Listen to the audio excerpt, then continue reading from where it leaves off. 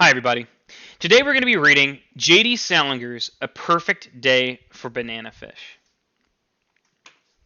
I think you'll enjoy the story quite a bit. It has a pretty unusual ending. So, without further ado, let's get into the reading. J.D. Salinger's A Perfect Day for Bananafish.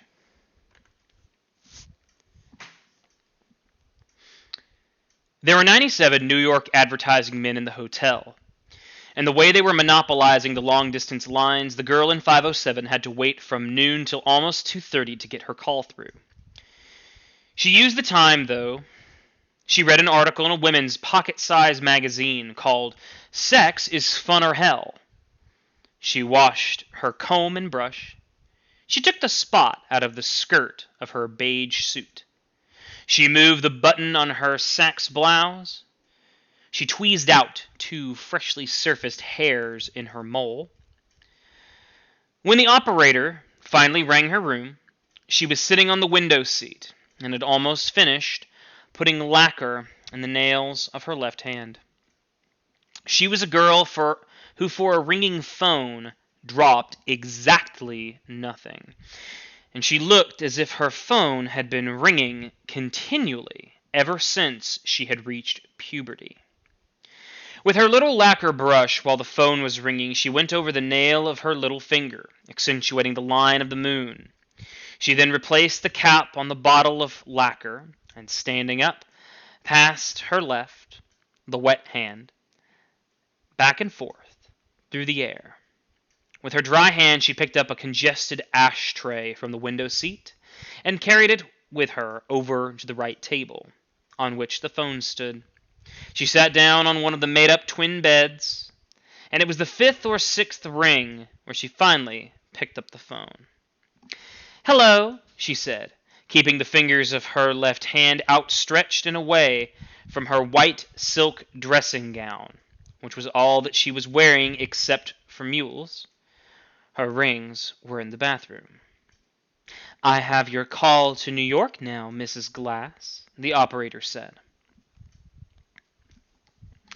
"Thank you," said the girl, and made room on the night table for the ashtray. A woman's voice came through. "Muriel, is that you?" The girl turned the receiver slightly away from her ear. "Yes, Mother. How are you?" she said. "I have been worried to death about you. Why haven't you phoned? Are you all right?" "I tried to get you last night and the night before. The phone here's been— Are you all right, Muriel?" The girl increased the angle between the receiver and her ear. "I'm fine. I'm hot. This is the hottest day they've had in Florida, and why haven't you called me? I've been worried to— Mother, darling, don't yell at me. I can hear you beautifully," said the girl. "I called you twice last night, once just after. I told your father you'd probably call last night, but no, he had to— Are you all right, Muriel? Tell me the truth." "I'm fine. Stop asking me that, please." "When did you get there?" "I don't know. Wednesday morning, early." "Who drove?" "He did," said the girl. "And don't get excited. He drove very nicely. I was amazed." "He drove? Muriel, you gave me your word of—" "Mother," the girl interrupted, "I just told you. He drove very nicely. Under 50 the whole way, as a matter of fact." "Did he try into that funny business with the trees?" "I said he drove very nicely, Mother. Now, please. I asked him to stay close to the white line and all, and he knew what I meant, and he did. He was even trying not to look at the trees. You could tell." "Did Daddy get the car fixed, incidentally?" "No, not yet. They want $400 just to—" "Mother, Seymour told Daddy he'd pay for it. There's no reason for—" "Well, we'll see." "How did he behave in the car and all?" "All right," said the girl. Did he keep calling you that awful—" "No." "He has something new now." What? What's the difference, Mother? Muriel, I want to know. Your father. All right, all right. He calls me Miss Spiritual Tramp of 1948, the girl said and giggled. It isn't funny, Muriel. It isn't funny at all. It's horrible. It's sad, actually. When I think of how... Mother, the girl interrupted. Listen to me. You remember that book he sent me from Germany? You know, those German poems? What did I do with it? I've been racking my... You have it. Are you sure? Said the girl. Certainly, that is. I have it. It's in Freddy's room. You left it here. And I didn't have any room for it in the... Why, does he want it? No, he only asked me about it. When we were driving down, he wanted to know if I'd read it. It was in German! Yes, dear, that doesn't make any difference, said the girl, crossing her legs. He said that the poems happened to be written by the only great poet of the century. He said I should have bought a translation or something, or learned the language, if you please. Awful! Awful! It is sad, actually, is what it is. Your father said last night... Just a second, Mother, the girl said. She went over to the window seat for her cigarettes, lit one, and returned to her seat on the bed. Mother, she said, exhaling smoke. Muriel, now listen to me. I'm listening. Your father talked to Dr. Sivetsky. Oh, said the girl. He told him everything. At least, he said he did. You know your father. The trees, that business with the window, those horrible things he said to Granny about her plans for passing away. What he did with all those lovely pictures from Bermuda. Everything. Well, said the girl. Well, in the first place, he said it was a perfect crime that the army released him from the hospital. My word of honor, he very definitely told your father that there's a chance, a very great chance, he said, that Seymour may completely lose control of himself. My word of honor. There's a psychiatrist here at the hotel, said the girl. Who? What's his name? I don't know, Reese or something? He's supposed to be very good. I've never heard of him. Well, he's supposed to be very good anyway. Muriel, don't be fresh, please. We're very worried about you. Your father wanted to wire you last night to come home, as a matter of fact. I'm not coming home right now, Mother, so relax. Muriel, my word of honor, Dr. Sivetsky said Seymour may completely lose I just got here, Mother. This is the first vacation I've had in years, and I'm not going to just pack everything and come home, said the girl. I couldn't travel now anyhow. I'm so sunburned I could hardly move. You're badly sunburned? Didn't you use that jar of bronze I put in your bag? I put it right. I used it. I'm burned anyway. That's terrible. Where are you burned? All over, dear, all over. That's terrible. I'll live. Tell me, did you talk to the psychiatrist? Well, sort of, said the girl. What did he say?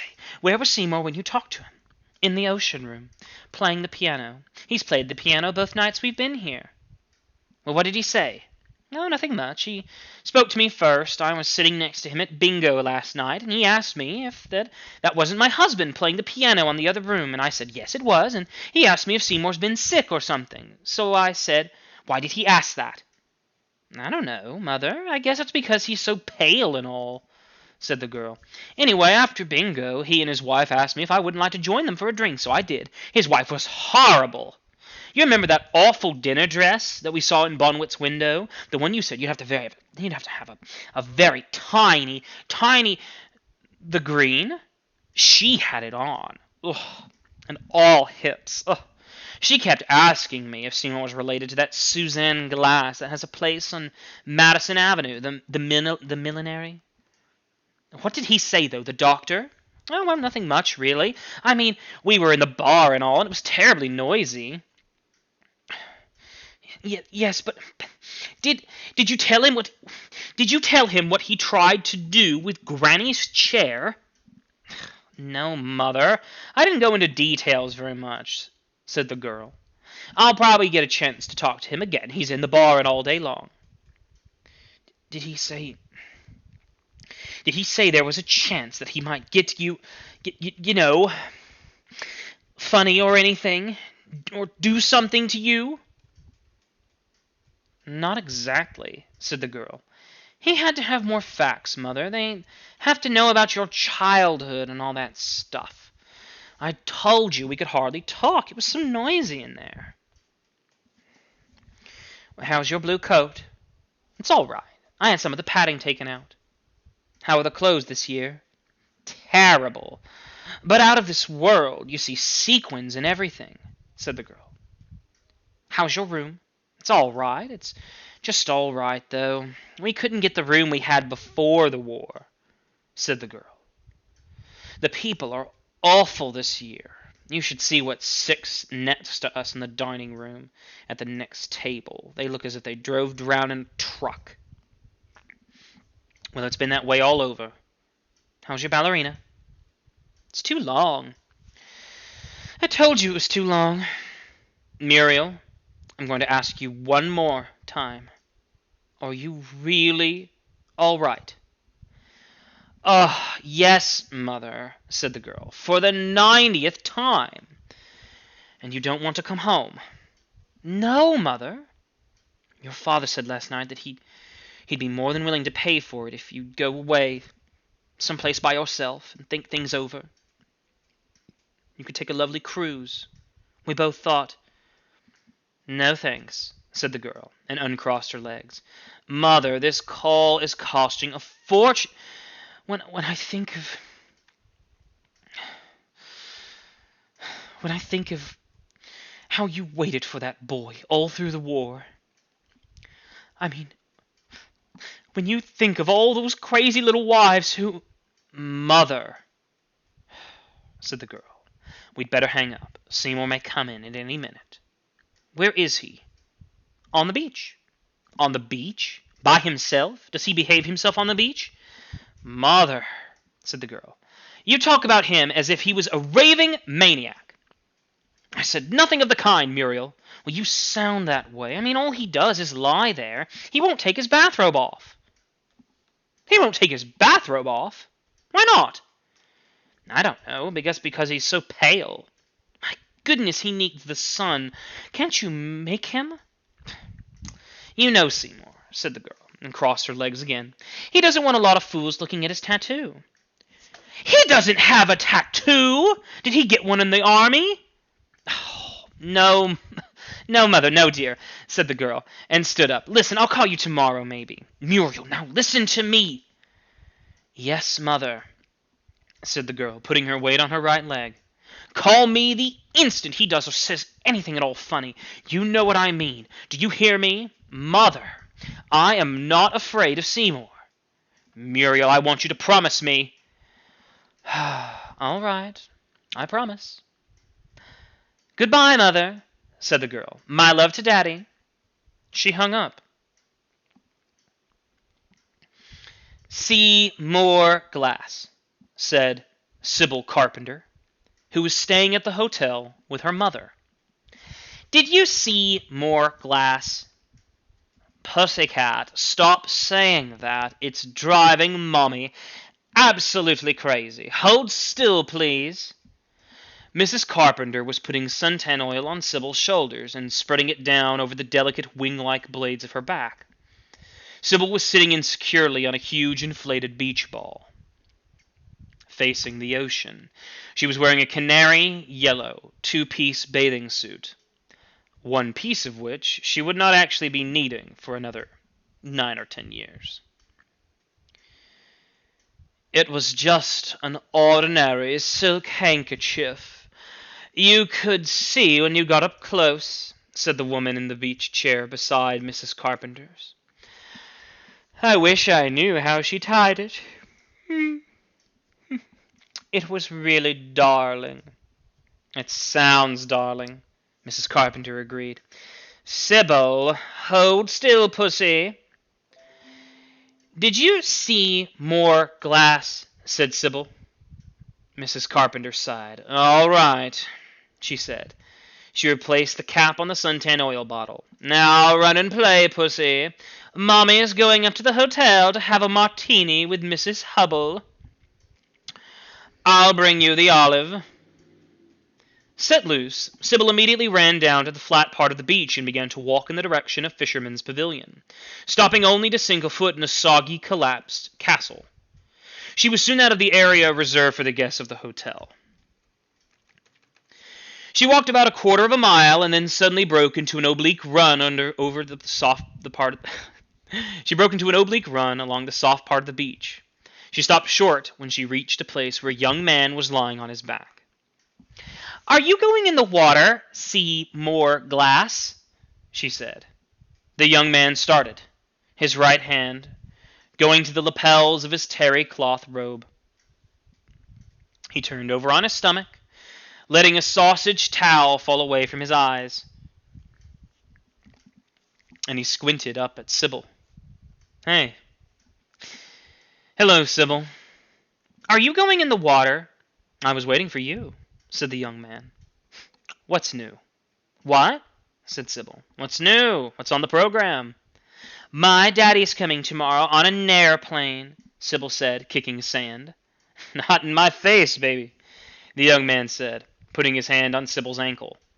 "Well, it's about time he got here, your daddy. I've been expecting him. Hourly. "Where's the lady?"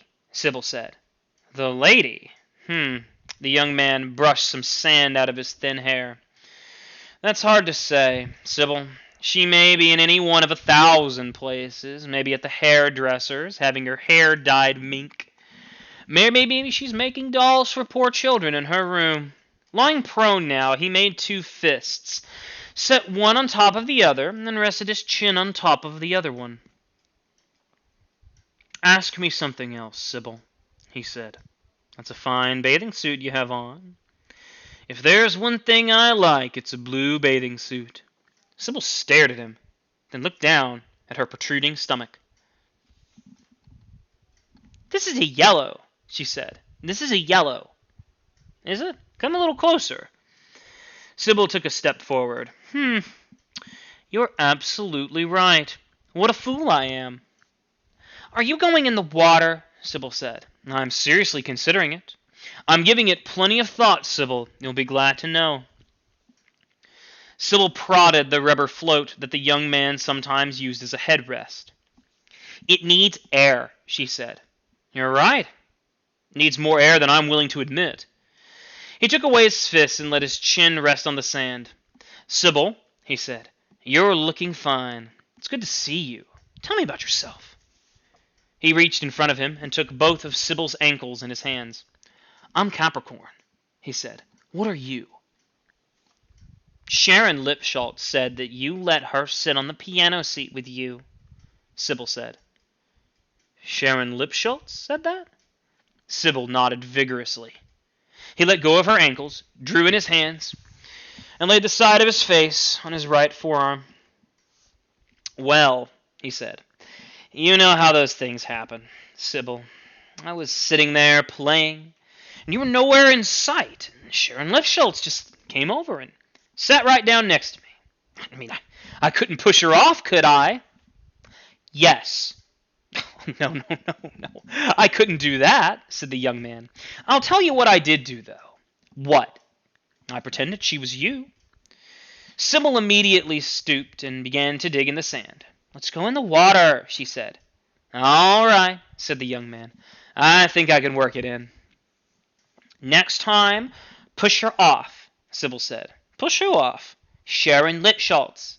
"Ah, Sharon Lipschultz," said the young man. "How that name comes up, mixing memory and desire." He suddenly got to his feet. He looked at the ocean. "Sybil," he said, "I'll tell you what we'll do. We'll see if we can catch a bananafish." "A what?"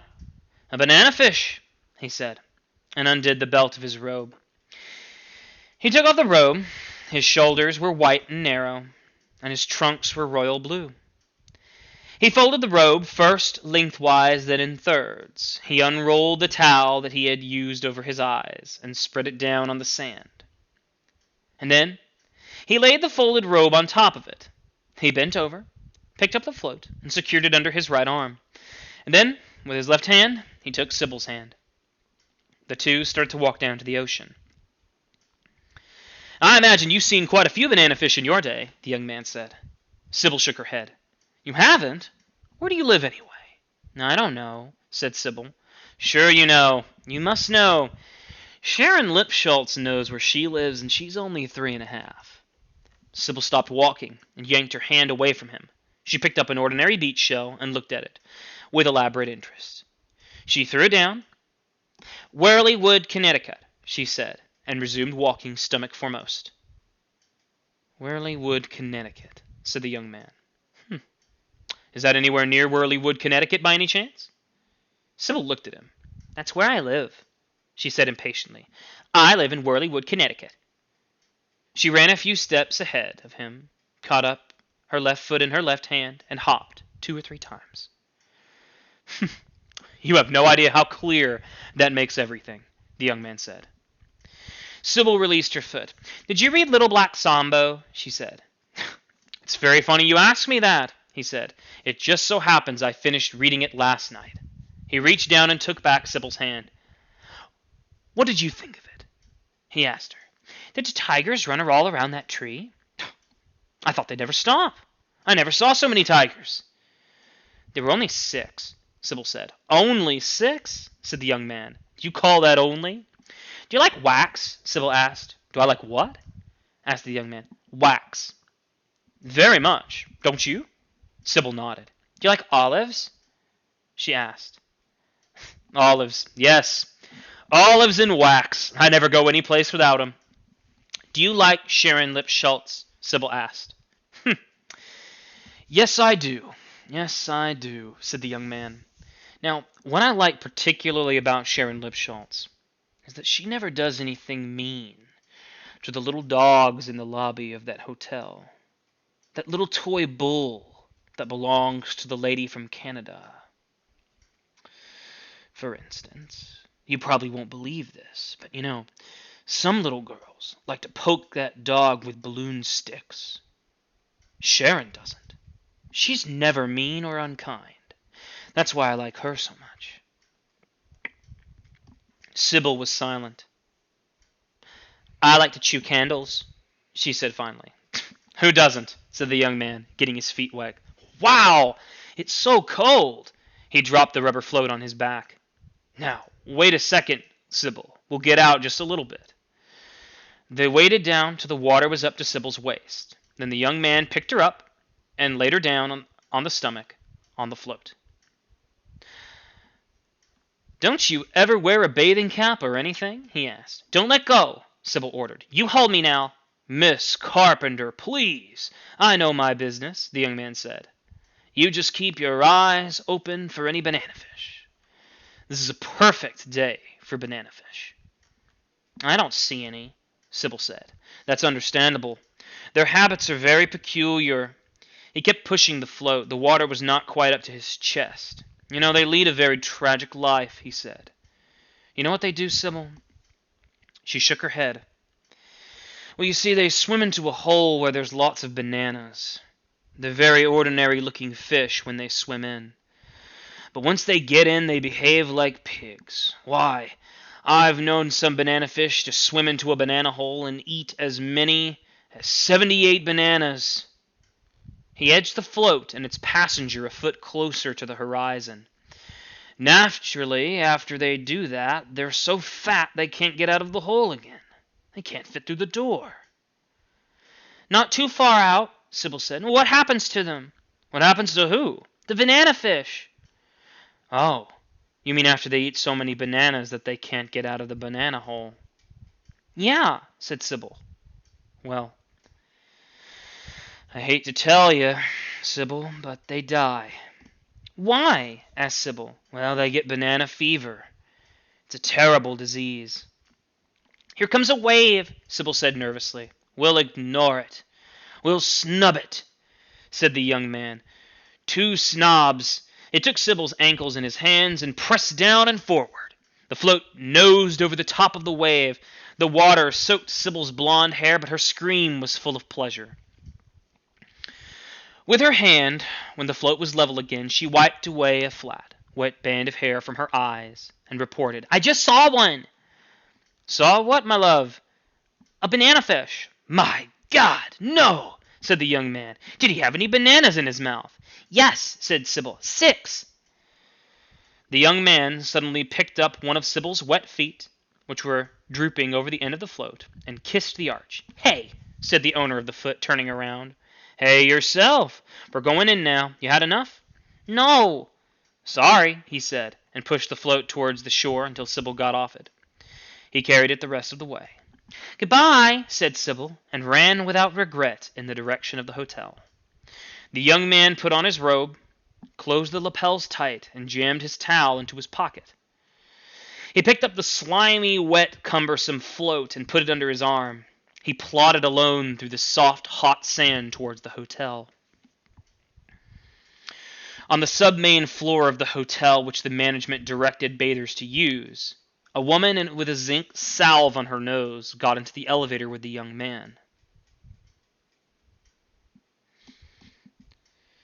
"I see you're looking at my feet," he said to her when the car was in motion. I beg your pardon?" said the woman. "I said, I see you're looking at my feet." "I beg your pardon?" "I happen to be looking at the floor," said the woman, and faced the doors of the car. "If you want to look at my feet, say so," said the young man, "but don't be a goddamn sneak about it!" "Let me out of here, please," the woman said quickly to the girl operating the car. The car doors opened and the woman got out without looking back. "I have 2 normal feet, and I can't see the slightest goddamn reason why anyone would stare at them," said the young man. "5, please." He took his room key out of his robe pocket. He got off at the 5th floor, walked down to the hall, and let himself into 507. The room smelled of new calfskin luggage and nail lacquer remover. He glanced at the girl lying asleep on one of the twin beds. Then he went over to one of the pieces of luggage and opened it. From under the pile of shorts and undershirts, he took out an Ortigues caliber 7.65 automatic. He released the magazine and looked at it. He reinserted it. He cocked the piece. Then he went over, sat down on the unoccupied twin bed, looked at the girl, aimed the pistol, and fired a bullet through his right temple.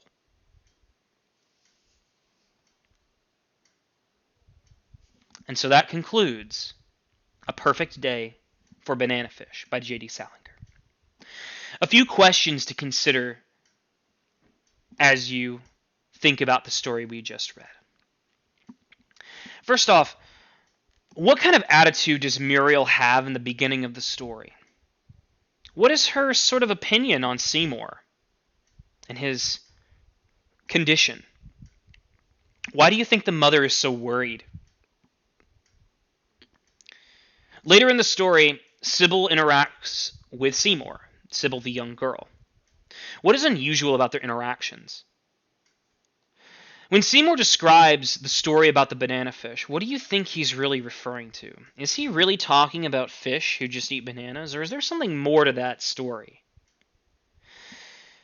Why do you think that Seymour reacts so violently to the woman on the elevator? He suddenly blows up. And finally, the question that's most important to consider. Why did Seymour kill himself at the end of the story? Anyway, those are just some questions to consider. I hope you enjoyed A Perfect Day for Bananafish. Next up, we'll be having the yellow wallpaper for your listening pleasure.